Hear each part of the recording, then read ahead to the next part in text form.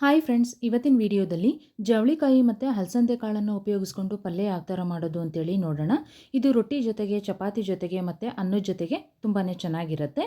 ನಾನಿವತ್ತು ಒಣಗಿರೋಂಥ ಹಲಸಂದೆ ಕಾಳನ್ನು ನೆನೆಸಿ ಪಲ್ಯನ ಮಾಡ್ಕೊಳ್ತಾ ಇದ್ದೀನಿ. ಇಲ್ಲಿ 1/4 kg ಜವಳಿಕಾಯನ್ನು ಚಿಕ್ಕದಾಗಿ ಬಿಡಿಸಿ ಇಟ್ಕೊಂಡಿದ್ದೀನಿ. ನಂತರ ಮೆಜರ್ಮೆಂಟ್ ಕಪ್ಪಲ್ಲಿ ಅರ್ಧ ಕಪ್ಪಷ್ಟು ಹಲಸಂದೆ ಕಾಳನ್ನು 2 ರಿಂದ 3 ಗಂಟೆಗಳ ಕಾಲ ನೆನೆಸಿ ಮಾಡ್ತಾ ಇದ್ದೀನಿ. ನಮಗೆ ಸೀಸನ್ನಲ್ಲಿ ಹಸಿ ಕಾಳು ಅವೈಲೇಬಲ್ ಇತ್ತು ಅಂತ ಹೇಳಿದರೆ ಆವಾಗ ಹಸಿ ಕಾಳನ್ನೇ ಉಪಯೋಗಿಸ್ಕೊಂಡು ಪಲ್ಯ ಮಾಡ್ಬೋದು.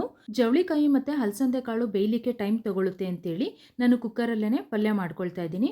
ಕುಕ್ಕರಿಗೆ 1 ಟೇಬಲ್ ಸ್ಪೂನಷ್ಟು ಎಣ್ಣೆನ ಹಾಕಿ, ನಂತರ 1/4 ಟೀ ಸ್ಪೂನಷ್ಟು ಸಾಸಿವೆ, 1/4 ಟೀ ಸ್ಪೂನಷ್ಟು ಜೀರಿಗೆ, 5 ರಿಂದ 6 ಹಸಿಮೆಣಸಿನಕಾಯನ್ನು ಉಪಯೋಗಿಸಿದ್ದೀನಿ. 1 ಕಡ್ಡಿ ಕರಿಬೇವನ್ನು ಹಾಕಿ ಚೆನ್ನಾಗಿ ಎಣ್ಣೆನಲ್ಲಿ ಫ್ರೈ ಮಾಡಿಕೊಂಡು, ನಂತರ 1 ಮೀಡಿಯಂ ಸೈಜ್ದು ಈರುಳ್ಳಿನ ಚಿಕ್ಕದಾಗಿ ಕಟ್ ಮಾಡಿ ಸೇರಿಸ್ಕೊಂಡಿದ್ದೀನಿ. ಈರುಳ್ಳಿದು ಹಸಿ ವಾಸನೆ ಹೋಗೋವರೆಗೂ ಎಣ್ಣೆಯಲ್ಲಿ ಫ್ರೈ ಮಾಡಿಕೊಂಡು 1 ಮೀಡಿಯಂ ಸೈಜ್ದು ಟೊಮೆಟೊನ ಸೇರಿಸ್ಕೊಂಡಿದ್ದೀನಿ. ಸ್ವಲ್ಪ ಉಪ್ಪನ್ನು ಹಾಕಿ ಈ ಟೊಮೆಟೊ ಸ್ವಲ್ಪ ಸಾಫ್ಟ್ ಆಗೋವರೆಗೂ ಬೇಯಿಸ್ಕೋಬೇಕು. ನಂತರ ಜವಳಿಕಾಯನ್ನು ಹಾಕಿ ಎಣ್ಣೆಯಲ್ಲಿ ಚೆನ್ನಾಗಿ 2 ರಿಂದ 3 ನಿಮಿಷ ಮಾಗಿಸ್ಕೋಬೇಕು. ಜವಳಿಕಾಯನ್ನು ಹುರಿದು ಕೂಡ ಪಲ್ಯನ ಮಾಡ್ತಾರೆ.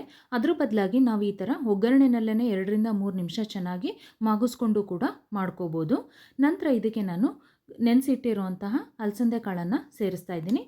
ಇದನ್ನು ಕೂಡ ಎಣ್ಣೆಯಲ್ಲಿ 2 ರಿಂದ 3 ನಿಮಿಷ ಚೆನ್ನಾಗಿ ಮಾಗಿಸ್ಕೋಬೇಕು. ಆವಾಗ ಪಲ್ಯದ ರುಚಿ ಚೆನ್ನಾಗಿರುತ್ತೆ. ನಾವು ಹಸಿದಕ್ಕೇ ಎಲ್ಲ ಮಸಾಲೆ ಹಾಕಿ ಕುಕ್ಕರನ್ನು ಕೂಗಿಸಿದ್ವಿ ಅಂತ ಹೇಳಿದ್ರೆ ಪಲ್ಯ ಹಸಿ ಹಸಿ ಅಂತ ಅನ್ನಿಸ್ತಾ ಇರುತ್ತೆ, ರುಚಿ ಅಷ್ಟು ಚೆನ್ನಾಗಿರೋದಿಲ್ಲ. ಸೊ ಹಾಗಾಗಿ ಕುಕ್ಕರ್ ಲಿಡ್ಡನ್ನು ಕ್ಲೋಸ್ ಮಾಡಿ 2 ರಿಂದ 3 ನಿಮಿಷ ಎರಡನ್ನೂ ಚೆನ್ನಾಗಿ ಮಾಗಿಸ್ಕೋಬೇಕು. ಮಾಗಿಸ್ಕೊಂಡ ನಂತರ 1.5 ಟೀ ಸ್ಪೂನಷ್ಟು ಸಾಂಬಾರು ಪುಡಿನ ಹಾಕ್ಕೊಳ್ತಾ ಇದ್ದೀನಿ. 2 ಟೀ ಸ್ಪೂನಷ್ಟು ಗುರೆಳ್ ಪುಡಿನ ಹಾಕ್ಕೊಳ್ತಾ ಇದ್ದೀನಿ. ನಾವು ಗುರೆಳ್ ಪುಡಿ ಹಾಕಿ ಪಲ್ಯ ಮಾಡೋದ್ರಿಂದ ರುಚಿ ತುಂಬಾ ಚೆನ್ನಾಗಿರುತ್ತೆ. ಹಾಗೆಯೇ ಗುರೆಳ್ಳು ಆರೋಗ್ಯಕ್ಕೂ ಕೂಡ ತುಂಬಾ ಒಳ್ಳೆಯದು.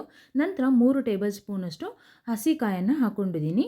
ಉಪ್ಪನ್ನು ಒಗ್ಗರಣೆಗೇ ಸ್ವಲ್ಪ ಹಾಕ್ಕೊಂಡಿರೋದ್ರಿಂದ ಇವಾಗ ನೋಡಿಕೊಂಡು ಉಪ್ಪನ್ನು ಸೇರಿಸಿ ಎಲ್ಲದನ್ನು ಚೆನ್ನಾಗಿ ಒಂದ್ಸಲ ಮಿಕ್ಸ್ ಮಾಡ್ಕೋಬೇಕು. ಹುಳಿಗೆ ಟೊಮೊಟೊ ಬದಲಾಗಿ ನಾವು ಹುಣಸೆಹಣ್ಣಿನ ರಸ ಕೂಡ ಉಪಯೋಗಿಸ್ಕೋಬೋದು. ಇವಾಗ ಪಲ್ಯಕ್ಕೆ ಎಷ್ಟು ಬೇಕೋ ಅಷ್ಟು ನೀರನ್ನು ಹಾಕ್ಕೊಂಡು ಕೊನೆಯಲ್ಲಿ ಸ್ವಲ್ಪ ಕಟ್ ಮಾಡಿರುವಂಥ ಕೊತ್ತಂಬರಿ ಸೊಪ್ಪನ್ನು ಸೇರಿಸಿ ಚೆನ್ನಾಗಿ ಒಂದ್ಸಲ ಮಿಕ್ಸ್ ಮಾಡಿ 3 ವಿಸಲನ್ನು ಕೂಗಿಸ್ಕೋಬೇಕಾಗುತ್ತೆ. ಇಲ್ಲಿ ಜವಳಿಕಾಯಿ ಮತ್ತು ಹಲಸಂದೆ ಕಾಳು ಸ್ವಲ್ಪ ಬೇಯಲಿಕ್ಕೆ ಟೈಮ್ ತೊಗೊಳುತ್ತೆ. ಸೊ ಹಾಗಾಗಿ 3 ವಿಸಲ್ ಬೇಕಾಗುತ್ತೆ. ಹಲಸಂದೆ ಕಾಳು ತುಂಬ ಚೆನ್ನಾಗಿ ನೆಂದಿತ್ತು ಅಂತ ಹೇಳಿದ್ರೆ ಅಷ್ಟಾಗಿ ನೀರನ್ನು ಹಿಡಿಯೋದಿಲ್ಲ ಪಲ್ಯ. ಸ್ವಲ್ಪ ಗಟ್ಟಿಗಿತ್ತು ಅಂತ ಹೇಳಿದ್ರೆ ನೀರನ್ನು ನೋಡಿಕೊಂಡು ಹಾಕಬೇಕಾಗತ್ತೆ, ಸ್ವಲ್ಪ ಜಾಸ್ತಿ ನೀರನ್ನು ಹಿಡಿಯುತ್ತೆ. ಇವಾಗ 3 ವಿಸಲ್ ಕೂಗಿ ಕುಕ್ಕರ್ ತಣ್ಣಗಾದ್ಮೇಲೆ ತೋರಿಸ್ತಾ ಇದ್ದೀನಿ. ಪಲ್ಯ ಚೆನ್ನಾಗಿ ಬೆಂದಿದೆ. ಈ ಪಲ್ಯ ಎಲ್ಲ ರೊಟ್ಟಿಗಳ ಜೊತೆಗೂ ಕೂಡ ಚೆನ್ನಾಗಿ ಹೊಂದ್ಕೊಳ್ಳುತ್ತೆ.